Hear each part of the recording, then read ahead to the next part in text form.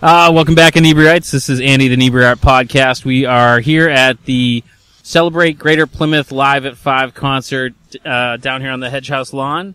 They have some nice jazz music going here, and we brought in McDonough. Hello. From the Spire. Yes. And we've been kind of going back and forth trying to get you on the show, and you're pretty much like, I don't really know what it is that you do, which is cool. Pretty much. It's a combination of that, and I don't even have time for myself either. Yeah. So. Oh, that's the other thing, is we're always like, hey, are you busy? And you're like, every Thursday I'm busy. Andy, stop asking. And I'm like, okay. Next Thursday I'm like, hey, you busy? Yeah. It's rough, yeah. So, what exactly is it that you do? For our listeners who don't know, the Spire is a performing arts center in downtown Plymouth. Yep. And they get some really top-notch acts through there. It's not, We're also a state-of-the-art venue, too, and we're always adding and updating and whatever we can do to make the room sound better and make everyone feel comfortable, And there's a sound studio downstairs, correct? Yes. Now, do you work there as well, or just... I originally got started in the studio by the original owner, which was Mark Bryant from C Sound Studios, and then I got involved with the Spire the first Beatle Fest. Okay. So are the studio and the Spire two separate things? Yeah. Oh, okay. Yeah, the space is rented out. Oh, I thought they were kind of like connected in some way. They are, but in some ways, yeah. No, he sold the studio a couple years ago to Rick, who now owns the Music Box next door. Yeah. So what do you do for the sound studio, and what do you do for the Spire? And I don't work for the studio anymore. For the Spire, so you got fired. I got a text saying, "Hey, I'm selling the studio," or I just sold it. I was like, "Oh, okay, that's a cool way to find out." Thanks. Yeah. For the Spire, I do sound, lights, bar, and the bar manager, marketing, just whatever they can throw at me. Yeah. Everything. Yeah, a little bit of everything. So, was this something you had always worked towards? Is this nope. The studio, yes. I've always wanted to work in the studio. I went to school for recording arts. The other stuff just sort of fell in my lap. Yeah. I never had any desire to do lights, and then one day we got a new lighting board and new lights, gobos. I moved around, and my ADD was like off the charts that day. I'm like, what is this? So was it just kind of the idea of learning something new, or? I'm a very curious person, so I'm always fascinated by things I don't know and how they work. And they're shiny. Exactly. Yeah. So you said you went to school for what, sound design, or? Recording arts, audio engineering, and music producing. And how did you get involved / interested? Well, I dropped out and realized I had to come back home. Yeah. And I just started looking around, and I started interning at a studio in Boston. And after a couple of months, I realized I wasn't really learning anything new.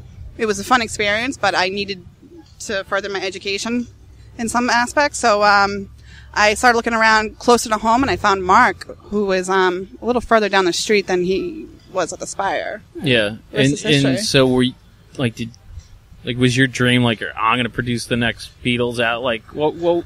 I wanted to be a world famous record producer. Yeah. Yeah. And then I don't know. It's like every other day I wake up and it's something new. It's like, oh. I feel like Plymouth is very easy to get that kind of. Oh, this is what I'm going to do, and then a year and a half later, like, I'm not doing that, but I'm doing something kind of sort of adjacent, but different. And yeah. Well, in college, I volunteered for a local music magazine, so I was part of, their street team.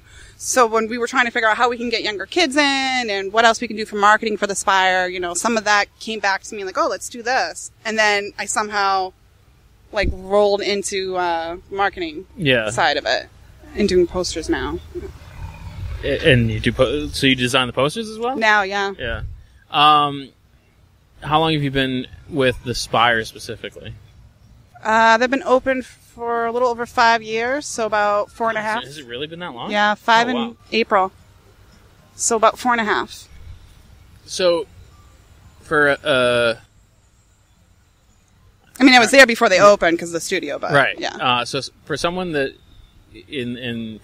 I'm sorry, it's not audio engineering. It's called, what did you call it? I'm sorry. Well, it is audio engineering, but the school was recording arts. Okay, recording arts. Yeah. So what is that specifically like? What were kind of the challenges that you found in that? Music theory. Yeah. So that was the challenge, was music theory? Music theory, and then everything else I loved, except for like the basic classes that you normally have to take, like English and math and all that shit. So it's more the person. It's in the movies, you know, when the rock band's in the studio, it's the guy at the board. Is that? Yeah. And so, what do all the switches do? Because someone needs to tell Fish what those switches do on that board. There's a lot of switches, a lot of buttons, and they all do different things. So. But generally speaking, like, what is the? So you always hear about music producers, and this person produced this album, this person produced that album. What specifically does a producer do? And how can they influence? I think they have a say over like the direction of the song, and how it sounds. Like the first song I did with Mark, we had a local musician in the studio, and they already had some basic tracks down, and they were trying to figure out like what else it needed, because it wasn't complete yet. And I remember making a recommendation for like a harp or a sax, and they loved it. And no more cowbell. Yeah, right. Although that has happened. Yeah. You know, and then they call someone up, a session player comes down, does the track, and that was it. So you're kind of the collaborative side. Yeah. Now, is it more of a have to dealing with egos? Is that part of it, or? In the studio, not so much. Live, yeah.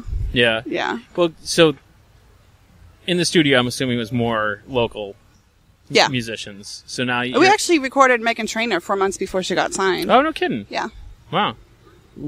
Was that like, now the stuff that you recorded, does that just go away? Did that get used, or? It was for a children's album. Oh, no kidding, really? Yeah. Oh, okay. With, what's it, Kat Wilson, I believe. I think she was. So, now that you do sound for the Spire, that's live. How does that differ from something in a it's a personal taste. Personally, I don't like doing live sound. I mean, now that I do it, it's kind of like in me. Yeah. You know? But I still prefer the atmosphere being in the studio. I don't like the pressure of like live on the spot, you know, no fuck ups. So you fuck up, everyone's gonna know, you know? So is it like, hey, this microphone's not working, which seems to be a thing here. They're struggling with one of the mics up there. Is that like, so you're the guy that would have to, or the gal, I'm sorry, that would have to like fix that, find the working mic, figure out what's... Yeah, but that's usually not an issue, thank God, you know. Well, not when you're in charge. Well, that's what sound check's for, you know. Okay, you get that all out of the system, bleed everything through, and... So what's the worst, like, nightmare occurrence that you've had to deal with? Oh, we lost an amp on stage one time. That wasn't fun. I mean, it was probably one of the rare occasions where we actually had a backup ready to go, but... Yeah. So then you just have to kind of stop the show. You kind of just have to... Thank God there was a couple of us, so one of us ran on stage and swapped mics, you know? Yeah. And what has been your... I don't want to call it like any bad performances there, but like what has been your favorite kind of biggest surprise working at the Spire? Been like, oh, I didn't even know this person, I really like their music, or that kind of thing? I've definitely had a handful of those moments where like, oh, I didn't think I was going to like a particular artist, just based on the genre. Yeah. And then was completely blown away once they came in. It seems like when they started, it was definitely a heavier blues, classic rock type thing, and it seems like they're really expanding to new types of act. Is that a misconception, or is that like an actual... I think that depends on who you ask, because I think in the beginning a lot of people said there was a lot of jazz shows, and then some people said there was a lot of singer-songwriter shows. I feel like in the first couple of years, there was definitely a cluster of all three of them. Yep. But now it's starting to like evenly spread out a little bit more. Well, they've had like a New Orleans second line style band there not too long ago. Saliva played there.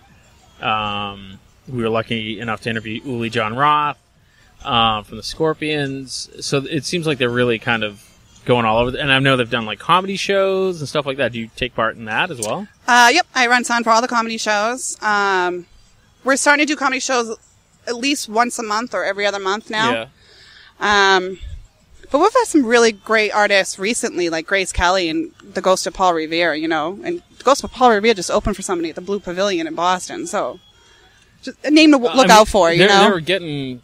I mean, every time I see who's playing there, I'm kind of like they're always stepping it up. Yeah. I know Vapors and Morphine play there, which makes me feel old because I'll say that someone will be like, I don't know who you're talking about. I'm like, Morphine, the band, Morphine. They're like, I don't. I'm like, ugh. They've been there twice now. And the first year they were there, I've never even heard of them, but I fell in love with them. You didn't know of Morphine? Nope, never heard of them up until 2 years ago. Maybe I have an unfair advantage because I went to the high school where the sax player is from, so maybe it was just a local thing that I knew about. Yeah. But it makes me feel old because like everyone's like, I don't know who they are. Is there now? Do you get to do you have any say on who comes there? Do you get to make suggestions? I've made suggestions, and they haven't listened clearly. No. Well, I think they're starting to come around though. Yeah. What do you think? Like, what do you want to see there? Not that they're missing. I want to see more R&B. I want to see more R&B. I want to see more funk. We do have a few of those artist styles coming in. Yep. Maybe some more hip hop, just to really even the playing field out. There is, we way back in the day we had a rap artist out of New Bedford come on the show, and that was kind of like one of their biggest complaints. He's like, "There's nowhere. And he's like, partly it's the stigma attached to shows like that. And he's like, but there's nowhere that they can kind of, there's no playing out. There's no, there's open mics, but if you have to bring in equipment to run your tracks on, that might be a little more difficult. But there is no hip hop room around. I try to welcome it at our open mic nights too. Like we do have an AJAC, so you can bring in your own tracks and. Mm-hmm. So you guys have an open mic, so that's... Yep, we'll be back September 3rd. So it kind of runs like seasonally, or...? It runs throughout the whole year, except for the summer. Okay. We do take a break in the summer. And how does that work? Like a standard open mic, you come in, you sign up? You come in, you sign up, first come, first serve, and it's whatever you want to do. Yeah. Music, if you want to sing, sing. If you want to play. If you want to do both, do that. If you want to do comedy, spoken word, we've had several spoken word people come out. A few comedians. We're hoping that gets a little better this coming year. And we've only had one hip-hop artist. Really? Yeah. Do you feel that a comedy open mic is different than a traditional open mic? Or? I've never actually been to a comedy open mic. Oh, okay. But do you think one discards the other? Or? I know a lot of comedians don't think that we do let them come in for open mics. Yeah. But I have no idea. Yeah. Okay. So we're very professional here. I just hit the mic. That's So how long have you been running the open mic there? 2 years. And is there kind of a general music style that they play, or? It's evolved since we started. I mean, I went a long time ago. It was run by someone different at the time. Hollis, yeah. Yeah, and it seemed very kind of, again, blues, an older crowd. Obviously, you said you welcome everybody, but is there kind of like a niche that... I think in the beginning it was just acoustic. Yeah. But it sort of took on a life of its own. And we just added a drum kit starting this September. We'll have a drum kit there. But we've had all ages, from like 13 to someone in their 90s. All different types of instruments, a didgeridoo. I mean... Oh, really? Okay. Yeah. That's cool. It's like I said, it really took on a life of its own since we started it. And those sort of things tend to, at least from my experience, end up in bar rooms. Like, how do you... Is yours distinctly different because it's at a performing arts center? Or? We're a listening room. Yeah. So you don't have all these people sitting around at tables eating and talking. We just so the people who are there want to be there. Listen. They're there to hear music. Right. And, what other kind of things are going on at the Spire? What other things are going on at the Spire? We have the open mic coming up back and open jazz and blues jams. Okay. More comedy shows. We got Lenny Clark, that's almost sold out in September, and Cat Wright, that's an R&B funky soul band.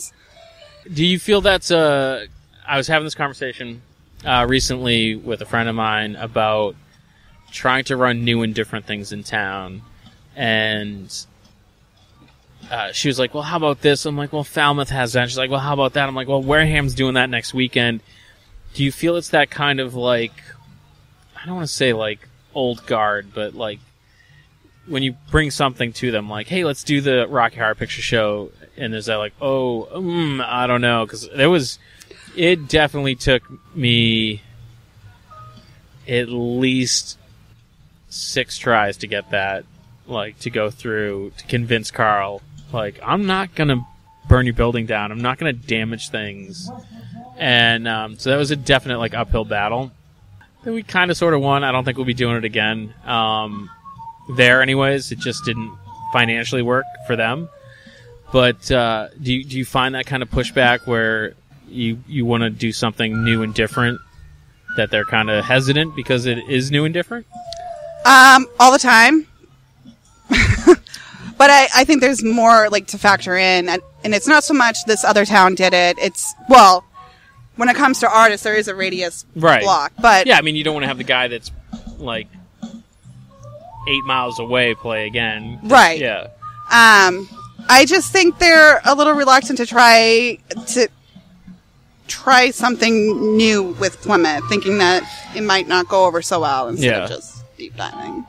Yeah, but sometimes you gotta have You have to have the ones that don't go over well, so you can find the ones that be like, oh, that was a killer one. Go, that other one, let's not do that again. That was terrible. Right. Which we do that for shows. So. Right. I mean, you're gonna have those shows where you book people and be like, this guy's gonna kill it, and then you're like, no one showed up. Oh shit, not here. Yeah. So what do bands usually reach out to the Spire? Do you guys usually reach out to them? Like, how's that work? Both. Yeah. In the beginning, we did a lot of reaching out, and now people are starting to be more familiar with us and spreading the name around, and we're getting a lot of more requests. I think the only booking we go out of our way to do is if somebody really new, up and coming, that we might think is perfect for our venue. Yeah. Other than that, they reach out to us. You know. Oh, really? So you just kind of, they contact you pretty much? Wow. And past performers too. Right. You know, like I know, is it James Montgomery tends to play there? I think the day after Thanksgiving. Yep, that's basically an annual show for us. Yeah. He's a great guy. Yeah. We almost got him on the podcast once, but it was they wanted to do a phone interview, and we tend not to do those. But great show. The place was packed. Have you guys had a performance that you were kind of like apprehensive about, that you were surprised at how well they like filled the place? Or I've had a few. Obviously I can't think of one off the top of my head. Or is it right mostly now. just people that you're unfamiliar with? A little bit of both. Like some of the names that have been around for a while. It's like, oh, I would have thought, like Paula Cole. We had Paula Cole there the first year I started working for the Spire. I thought she would have had a bigger turnout because of the name. Yeah. Unfortunately, that wasn't the case, but, And then I also had my own ideas that she would be like this snob, because she won a couple of Grammys in the 90s, But she was actually one of the nicest people to work with. And have people generally been very good to work with? For the most part, yeah. Yeah, you've had some... I mean, don't call people out, obviously. No, obviously. But you've had some horror shows? None, I would say horror shows. Just disappointments. As people or performing? Both. Yeah. Normally, from what I've experienced, the more talent they are, and that has nothing to do with the name either. That's just strictly talent. The better and easier they are to work with.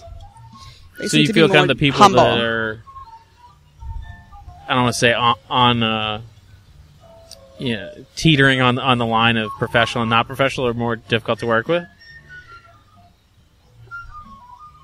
Or do you know want to answer that? I should probably not answer that. Okay. That's a yes. Cross that out, right? You didn't answer that. That's fine. Exactly. All right. Fair enough. That's fair enough. I could see that, though. You didn't name anybody. So, where do you want to see the Spire go? Like, other than getting more R&B, like, do you specifically have a vision for it? Or? I do. I want this to be the place for, like,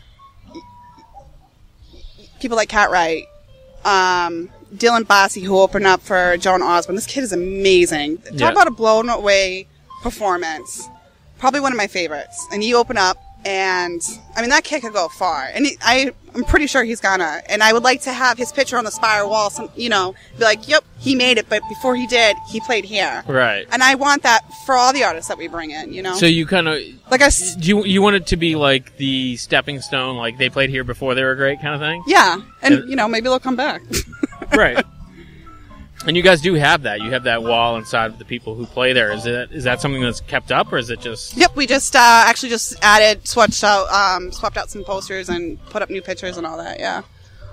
It's a regular thing we do. Yeah. And are you guys open to other things other than... We do have an art gallery, too, in our lounge. I do. I am very aware of that because I actually helped...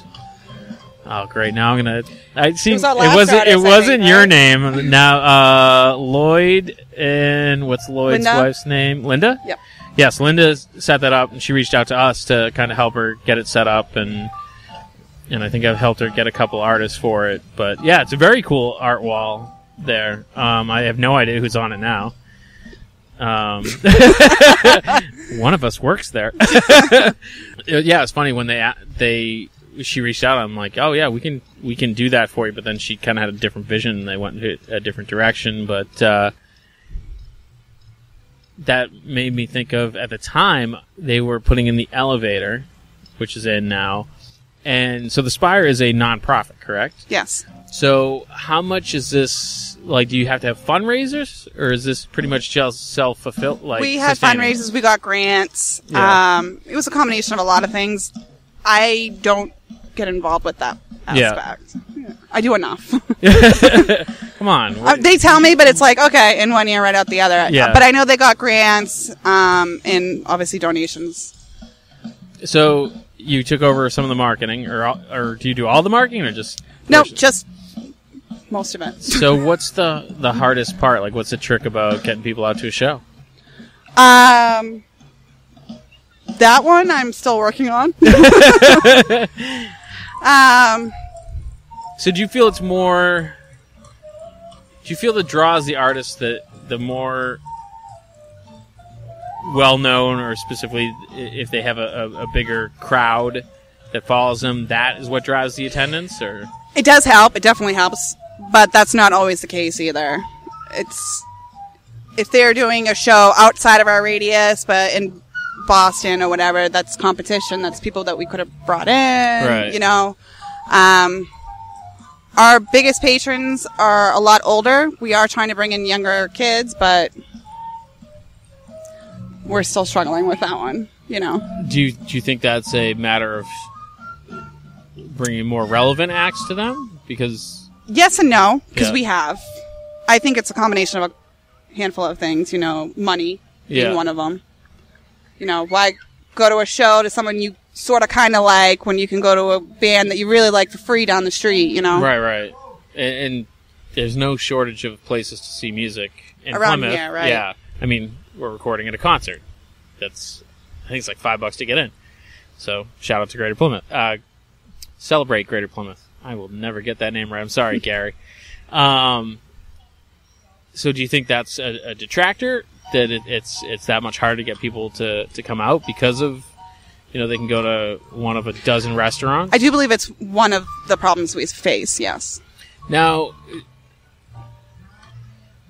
it always seems to me to be that the real struggle is the cover band versus a band that plays originals. Yes, especially if that band is still touring. What do you mean? I'm sorry, what? What do you mean if that band's still touring? The cover band. Yeah. If the original band is still touring. I get what you're saying. So, like, you mean...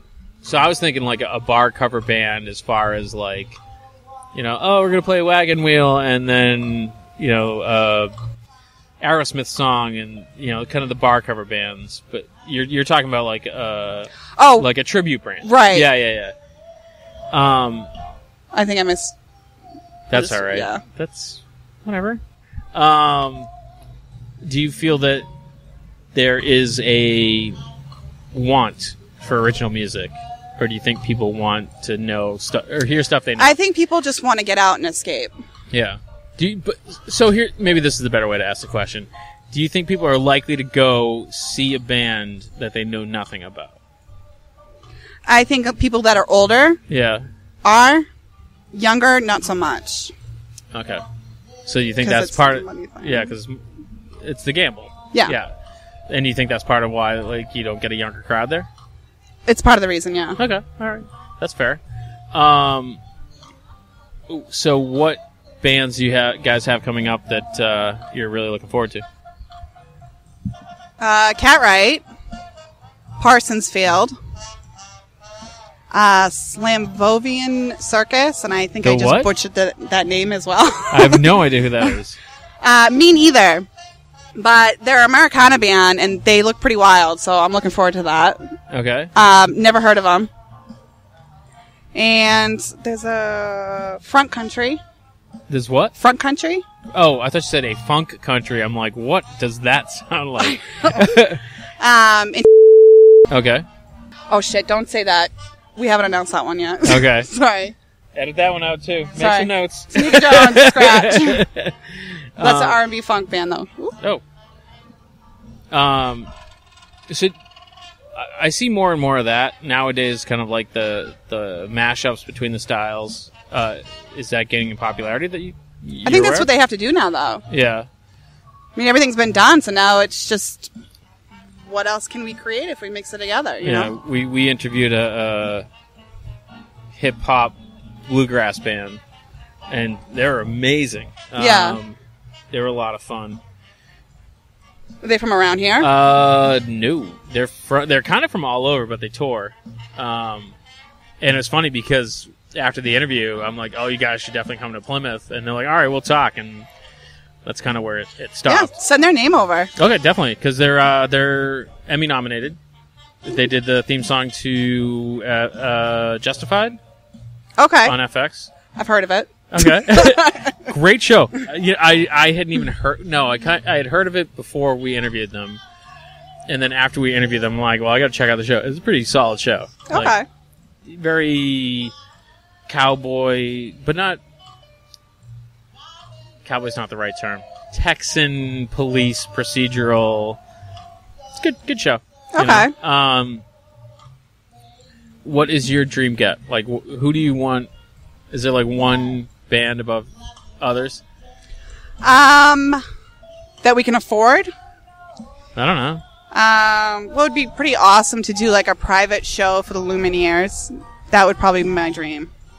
Because if I was an audience member, if they played at a venue like that, I would totally shell out $250 for a ticket. Yeah. You know?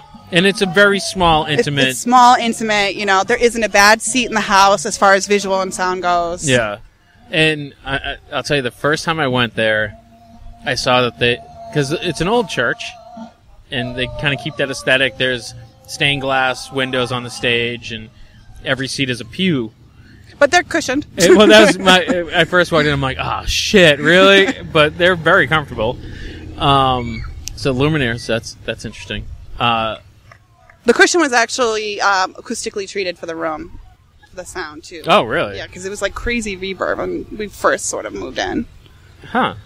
Yeah. So how much... And they raised the stage and extended it. Because of sound, or just... well, the stage, no. I think that was just because it was too small. Yeah. But the pews, we had to keep the pews because the building's also part of the Historical Society. Right. So. And, I mean, it would lessen the coolness of the room if you got rid of it, you know? Once you realize they're comfortable. It makes it more unique in its own way. Yeah. It's just such a cool... I would like to see a band shoot either a video or a live... bands put out live DVDs or... And they have. Oh, have they put out stuff? Yep. Because it's such a cool looking room. I know the Delta Generators have. We've had a few artists do that. Yeah. Where can people go to find out more info about the Spire? www.spirecenter.org. Nice. And are you totally in on the Spire? Do you want to get back to recording music? Do you still have that dream of being a world famous producer? Yeah, no. I do miss being in the studio a lot, but I also want to try other new things. So you want to be a professional light person now? no, I want to do other things. Yeah. Just from like traveling. Just other things in general on top of what I already do. I kind of like this little thing that I've built for myself as far as work goes. Like I wear many different hats, and I pretty much set my own schedule and just dabble in everything. It sounds very much like the Inebri-art way. Been like, hey, we're going to do this. Sure, we're going to do that. All right. How do we do this? I don't know. Let's figure it out. Yeah. And I just started taking pictures for Open Mic 2 last year. And, cool. Last September, like, you could barely make out a face. It was so blurry. And now it's like, oh, wow, this actually looks good. Did you upgrade your phone? Like, what was the difference? Nope. I have a Canon. I just started learning how to use it. How to focus? Yeah. There's a thing on there called Focus? Yeah, yeah.